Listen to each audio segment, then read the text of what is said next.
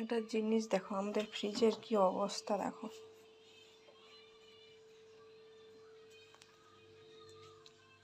আম ভর্তি, এই যে ওই ক্যানের পিছনেও আমই আম। কেন জানো তো, এগুলাও হনুমানের দয়াতে। আরও এখানে ওখানে তো রাখাই আছে, ফ্রিজে ধরেনি আর, এখানে ওখানে তো রাখাই আছে। শুধু হনুমানের দয়ায় ফ্রিজ ভর্তি আম। গাছে প্রচুর আম হয়েছে, কিন্তু এই যে হনুমান রাখতে দিবে না।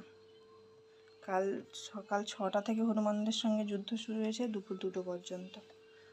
তাই জন্য ফ্রিজের অবস্থা এই। আর এখানে ওখানে রাখা হয়েছে, আর যাকে যা পারা দেওয়া হয়েছে। এই হচ্ছে আমাদের ঘরে এখানকার পরিস্থিতি। এই যে একটা এই যে নখ বসিয়ে দিয়েছে, এই যে দেখছো, সেগুলো আমরা আর খেতে পারবো না। এই যে ফেটে গেছে কিছু কিছু, এই যে কিছু কিছু নখও বসিয়ে দিয়ে গেছে, কামড় দিয়ে গেছে অল্প অল্প। এগুলো শাশুড়ি মা খায়, আর আমাদের আর খেতে দেয় না ওগুলো।